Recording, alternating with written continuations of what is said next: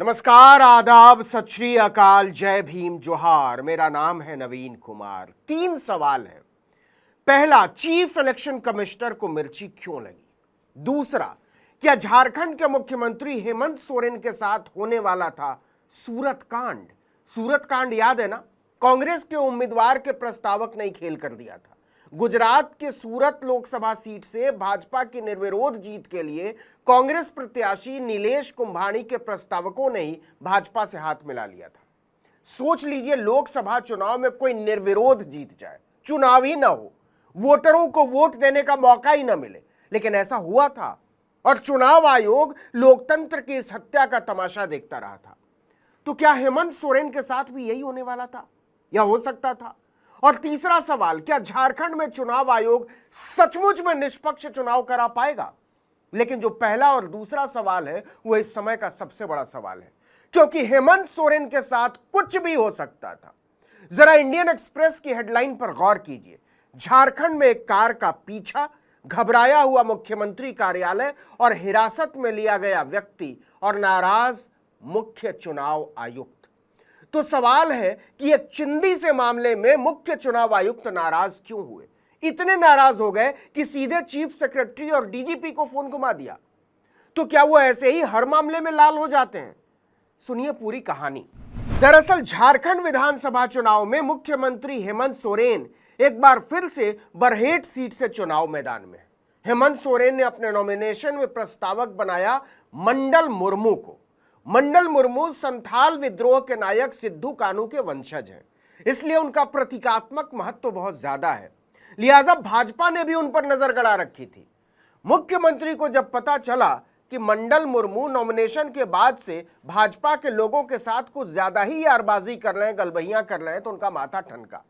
क्योंकि अगर वो निर्वाचन अधिकारी को लिख कर दे देते कि उनका हस्ताक्षर फर्जी है या उनसे जबरदस्ती हस्ताक्षर करवाया गया है या उन्हें धमकी दी जा रही है या वो दबाव में है, तो हेमंत सोरेन का पर्चा ही रद्द हो सकता था और भाजपा के लिए मैदान इसके बाद पूरी तरह खाली हो जाता कि जब विपक्ष का सबसे बड़ा नेता ही मैदान से बाहर हो गया तो चुनाव ही खत्म।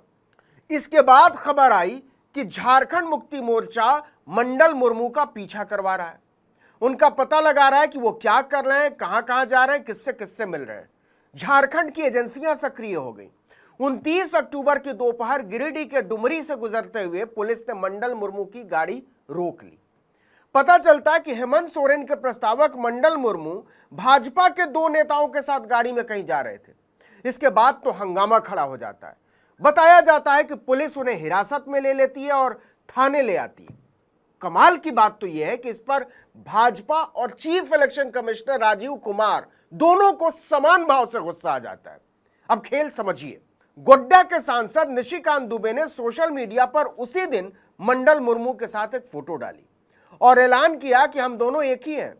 इससे यह भेद नहीं रह जाता है कि मंडल मुर्मू भाजपा के साथ मिलकर खेल रहे थे।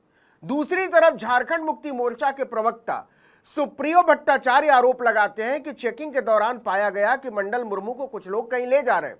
जब पुलिस ने पूछा कि कहां जा रहे हैं तो उनके पास कोई जवाब नहीं। इसके बाद वो दावा करते हैं कि गाड़ी चला रहे आदमी ने सीधे राज्य के chief election officer Ravi Kumar को, एडीजी ऑपरेशन संजय लतकार को और आईजी एवी होमकर को फोन मिलाना शुरू कर देता है। उन्होंने गिरिडीह जिला प्रशासन और पुलिस को धमकाया कि गाड़ी को छोड़ दो। झारखंड मुक्ति मोर्चा ने आरोप लगाया है कि बीजेपी और चुनाव अधिकारी एक साथ मिलकर काम कर रहे हैं, खेल कर रहे हैं। यह मामला तब बड़ा हो गया और शक की सुई इसलिए तेजी से घूमी कि इस घटना पर chief election commissioner Rajiv Kumar बौखला उठते हैं, ऐसी खबर आई। उन्होंने सीधे झारखंड के चीफ सेक्रेटरी और डीजीपी से इस मामले में जवाब तलब कर लिया और पूछा यह हुआ कैसे। इंडियन एक्सप्रेस ने उस बैठक में मौजूद एक सूत्र के हवाले से लिखा है कि चीफ इलेक्शन कमिश्नर ने पूछा कि मुर्मू को कैसे हिरासत में लिया गया। उन्होंने यह भी पूछा कि जब गिरिडीह पुलिस ने उन्हें पकड़ा तो न तो इसकी वीडियो रिकॉर्डिंग की गई और न ही आचार संहिता की दूसरी प्रक्रियाओं का पालन किया गया। क्यों? बावजूद इसके मंडल मुर्मू और भारतीय जनता युवा मोर्चा के 2 नेताओं को कुछ देर के लिए हिरासत में लिया गया और उन्हें डुमरी पुलिस थाने ले जाया गया। इसके बाद से चुनाव आयोग इतना सक्रिय हो गया कि पूछिए मत। सीईओ रवि कुमार ने कहा कि मंडल मुर्मू को हिरासत में लेने की प्रक्रिया का पालन नहीं किया गया।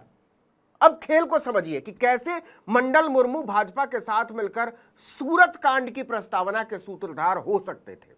उन्होंने खुद स्वीकार कर लिया कि हां, मैं भाजपा के नेताओं के साथ मुलाकात कर रहा था, सफर कर रहा था। मामले की गंभीरता का अंदाजा इससे लगाइए कि मुर्मू ने कहा कि मैं हेमंत सोरेन का प्रस्तावक हूं। यह बात सच है, लेकिन इसका मतलब यह हरगिज नहीं कि मैं दूसरों से मिल नहीं सकता या उनकी गाड़ी में घूम नहीं सकता। अब जरा निशिकांत दुबे की पोस्ट एक बार फिर देखिए। वो लिखते हैं कि वो उसी दिन हेमंत सोरेन के प्रस्तावक मंडल मुर्मू से मिले थे, और न केवल मिले थे बल्कि भाजपा अध्यक्ष से मिलवाने ले जा रहे थे।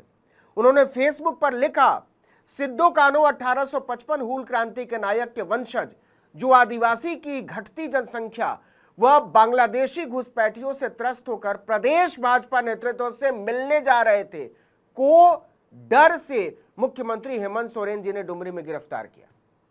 चुनाव आयोग संज्ञान ले। हालांकि यह झूठी खबर थी, उन्हें गिरफ्तार नहीं किया गया था, केवल कुछ देर के लिए हिरासत में लिया गया था। एक और बात पर गौर कीजिए, मंडल मुर्मू का पीछा किए जाने और फिर पकड़े जाने तक भाजपा ने हेमंत सोरेन की बरहेट सीट से अपना उम्मीदवार नहीं उतारा था। भाजपा ने गामलियल हेम्ब्रम को इसके अगले दिन यानी सोमवार को उतारा चुनाव में। तो जरा सोचकर देख लीजिए कि हेमंत सोरेन के प्रस्तावक में भाजपा की दिलचस्पी इतनी ज्यादा क्यों थी या क्यों है। सूरत में क्या हुआ था याद है ना।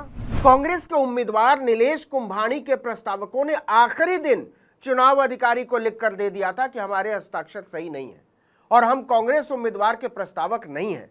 नतीजा नीलेश कुंभानी का पर्चा ही रद्द हो गया था। ऐसे ही कुछ उम्मीदवारों का पर्चा रद्द हो गया और कुछ ने अपना नाम वापस ले लिया। नतीजा सूरत लोकसभा सीट पर चुनाव ही नहीं हुआ। भाजपा के उम्मीदवार मुकेश दलाल निर्विरोध यानी बिना चुनाव लोकसभा के सदस्य चुन लिए गए। तब भी यही चीफ इलेक्शन कमिश्नर थे, यही चुनाव आयोग था जो आंख कान मुंह बंद करके नींद में ऊंघता रहा था। लेकिन जब हेमंत सोरेन ने अपने प्रस्तावक को भाजपा से गलबहियां करते हुए पकड़ लिया तो सीधे चीफ इलेक्शन कमिश्नर एक्टिव हो गए, और न केवल एक्टिव हो गए बल्कि प्रशासन को हिला कर रख दिया। गोया हेमंत सोरेन के प्रस्तावक को भाजपा के नेताओं से मिलने में समस्या क्या है। राज्य के मुख्य निर्वाचन अधिकारी के रवि कुमार ने फटाफट दिल्ली रिपोर्ट भेजी कि हुजूर, ये तो बड़ा गड़बड़ कर दिया हम लोगों ने। उन्होंने कहा कि अगर जांच के क्रम में कोई आपत्तिजनक सामग्री नहीं मिलती है तो किसी को हिरासत में नहीं लिया जा सकता।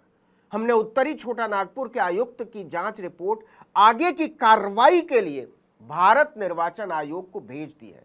मतलब हेमंत सोरेन ने अपने उड़ते हुए प्रस्तावक के पंख में हल्दी क्या लगाई, चुनाव आयोग को मिर्ची लग गई। इस वीडियो में इतना ही, लेकिन अगर आपने आर्टिकल 19 इंडिया को अब तक सब्सक्राइब नहीं किया तो फौरन कर दीजिए, बेल आइकॉन दबाइए, घंटी जैसी आकृति लाइक कीजिए और कमेंट करके बताइए हमारा वीडियो आपको कैसा लगा। हमारा ट्विटर हैंडल आर्टिकल 19_इंडिया और मेरा ट्विटर हैंडल नवीन जर्नलिस्ट। नमस्कार।